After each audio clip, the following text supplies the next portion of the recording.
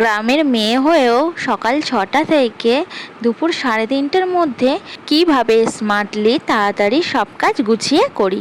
নমস্কার বন্ধুরা, শুভ সকাল। কেমন আছো তোমরা সবাই? আশা করছি যে যেখানেই আছো সবাই খুবই ভালো আছো, সুস্থ আছো। ওপরের কিছু কাজ গুছিয়ে নিচে এলাম দুষ্টকে ডাকতে। সেই কাজগুলো তোমাদের দেখানো হয়নি। তো স্কুলের টাইম হয়ে আছে, দুষ্টকে রেডি করাবো। তো কিছুতেই দেখো উঠতে চাইছে না, ওর আর ঘুম ভাঙতেই চাইছে না।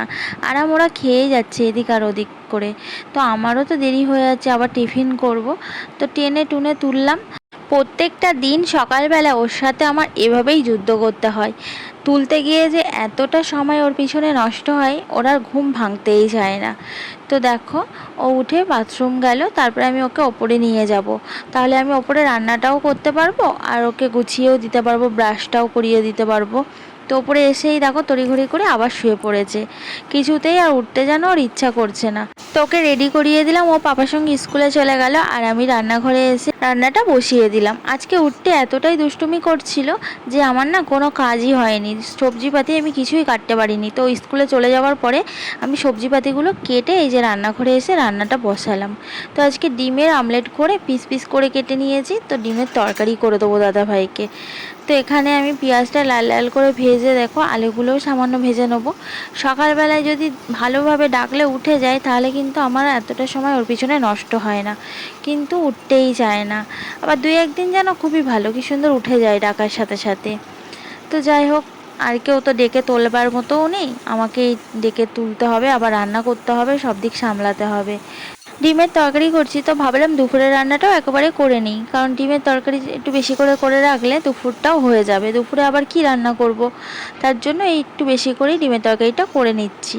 আর দুপুরে একটু শাক পাতালাতে যাই হোক করে নেবো, আর একটু ভাত করে নেবো। তরকারিটা কষিয়ে জল ঢেলে দিলাম। এবার আমি ওই ঘরে যাব, গিয়ে আটাটা মেখে রুটিটা বেলে নেবো। আর এদিকে দেখো তোমাদের দাদাভাই কিন্তু রেডি হয়ে চলে এসেছে। তো দাদাভাই ব্রাশ করছে, আর আমার কিন্তু আটা মাখাও হয়নি। বেলা তো দূরের কথা, ছ্যাঁকাও দূরের কথা। অন্যদিন কিন্তু আমার আটা মাখা হয়ে যায়, বেলাও হয়ে যায়, আমি কিন্তু ছেঁকি। কিন্তু আজকে কিছুই হয়নি। তো আটা নিয়ে নিচ্ছে, আমি এখন মেখে নেবো। মেখে বেলে তারপরে রান্নাঘরে গিয়ে ছেঁকে নেবো। খুব তাড়াতাড়ি করে রুটিগুলো করে দিলাম। দাদাভাই খেয়ে আর নিয়ে বেরিয়ে গেল। আমি সংসারে কিছু কাজ ছিল টুকিটাকি, সেগুলো গুছিয়ে স্নান করে চলে এলাম দুষ্টকে নিতে। আর দেখো দুষ্টুটা কি বদমাইশ, স্কুল ছুটি হলে আর বাড়ি যেতে ইচ্ছা করে না। কিভাবে দেখো ছোটাছুটি করে খেলা করছে। আর আমি একটু দাঁড়িয়ে এই যে গার্জেনদের সাথে একটু কথা বলছিলাম কিছু পড়ার ব্যাপার নিয়ে। তারপরে টোটো ধরলাম, এই যে টোটো ধরে এখন বাড়ি যাচ্ছি। আজকে টোটো ধরার জন্য দাঁড়াতে হয়নি, আজকে পরপর দুটো তিনটে টোটো ছিল।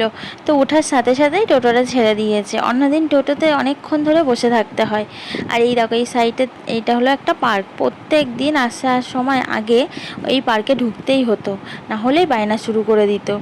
তারপরে এই যে আমাদের খালের পাশ দিয়ে যাচ্ছি। এই খালটা তো তোমরা আশা করি ভালোই চিনে গেছো সবাই। আমি কিন্তু অনেকবার ভিডিওতে এই খালটা দেখিয়েছি। তো বাড়ি এলাম, আর এদিকে দুষ্টুটা দেখো দরের কাছে দাঁড়িয়ে একটু বদমাইশি করছে, হাতে একটা লজেন্স নিয়ে। তো বায়না করে 4টে লজেন্স নিল, আম লজেন্স। দেখা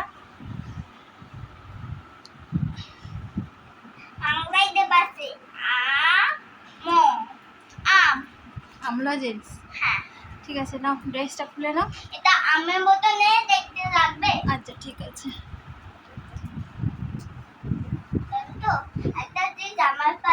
বাড়ি আসার সময় মুদিখানার দোকান থেকে কিছু জিনিস নিয়ে এলাম, কিছু জিনিস আনার ছিল।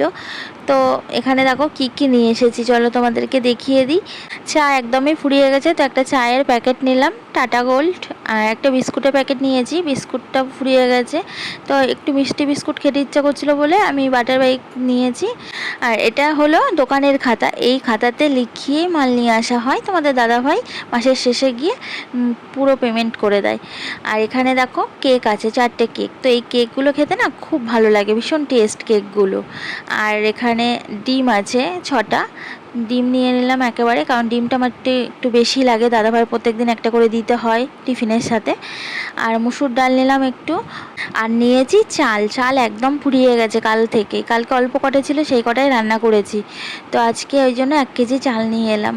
ঘরে আনাজপাতি কিছুই না থাকুক, চাল থাকলে চাল ফুটিয়ে কিন্তু নুন তেল দিয়ে মেখেও খাওয়া যায়। যদি চাল না থাকে তাহলে কিন্তু না খেয়ে থাকতে হয়।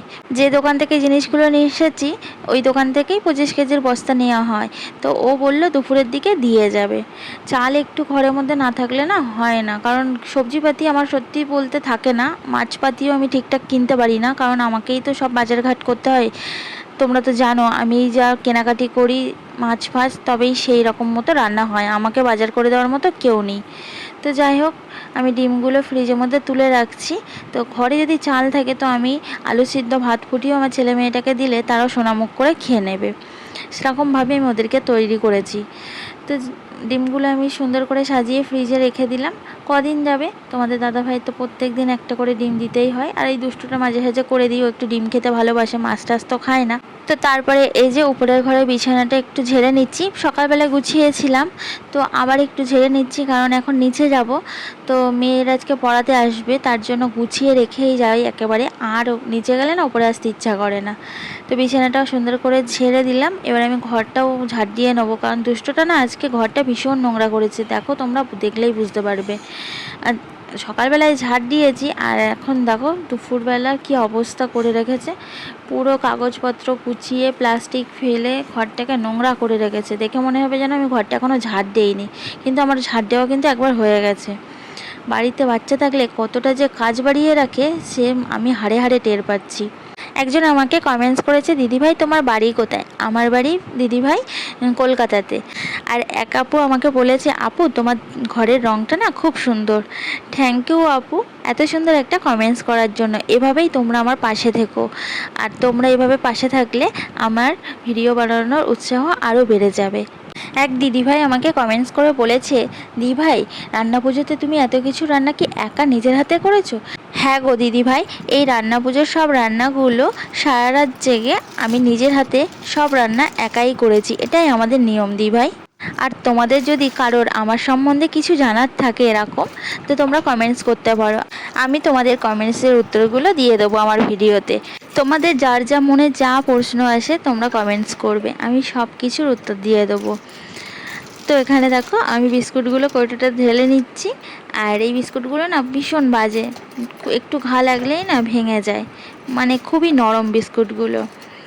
তো বিস্কুটগুলো সব আমি কৌটোটা ঢেলে নিলাম, না হলে না এক্ষুনি পিঁপড়ে হয়ে যাবে। আর পিঁপড়েগুলো এতটাই বাজে, মানে প্যাকেট কেটেই বিস্কুটের ভিতরে ঢুকে যাবে। খুব জ্বালাচ্ছে কদিন ধরে পিঁপড়ে, জানো তো। কীভাবে এই পিঁপড়ের হাত থেকে বাঁচবো, একটু তোমরা যদি কেউ জানা থাকে কারুর কিছু, তাহলে একটু বলো না প্লিজ। আমি একটাই জিনিস জানি যে কর্পূরের গন্ধে পিঁপড়ে চলে যায়, তো বিস্কুটের মধ্যে তো আর কর্পূর টপ্পূর দেওয়া যায় না, তাহলে তো পুরো বিস্কুট কর্পূর গন্ধ হয়ে যাবে, খাওয়াই যাবে না। আমি ঠাকুর ঘরে বাতাসার মধ্যে কর্পূর দিয়ে রেখেছি, পিঁপড়ে আর হয় না। তো ঠাকুর ঘরের বাতাসা কর্পূর গন্ধ সেটা একটা আলাদা, বাট এই বিস্কুটের মধ্যে কর্পূর গন্ধ হলে একদমই খাওয়া যাবে না।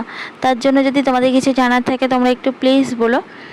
তো তারপরে দেখো ছাদে এলাম, জামা কাপড়গুলো সব শুকিয়ে গেছে, তো জামা কাপড়গুলো তুলে নিয়ে একেবারে নিচে যাব। তো জামা কাপড়গুলো না তুলে নিচ্ছি দেখো, আর চারিদিকটা কি সুন্দর লাগছে।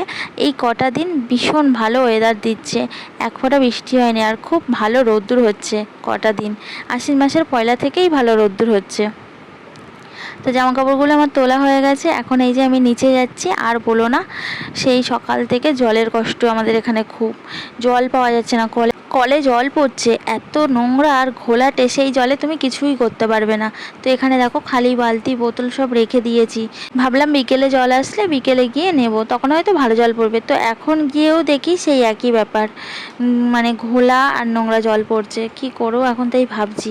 তো এই দেখো আমি নিচে এলাম, আর এখন দেখো দুষ্টুটা সবে শুয়েছে, ও কিন্তু ঘুমাবে না, এখনও দেখো বদমাইশি করছে। আর কি করছে জানো, ও কার্টুন দেখছে, তাহলে ঘুমাবে এটা কী করে। তো এখন বাজে 3:30 ঘড়িতে। তাহলে বন্ধুরা আজকের মতো ভিডিওটা এখানেই শেষ করছি, আবার তোমাদের সাথে কালকে আবার একটা নতুন ভিডিওতে দেখা হচ্ছে। ততক্ষণ তোমরা ভালো থেকো, আর আমার এই ভিডিওটা দেখে যদি ভালো লাগে লাইক করে দিও, আর কমেন্টস করে জানিও কেমন লাগলো। চ্যানেলটা এখন অবধি যারা সাবস্ক্রাইব করো নি, ঝটপট আমার চ্যানেলটা সাবস্ক্রাইব করে বেল আইকনটি অল করে রেখো। চলো টাটা।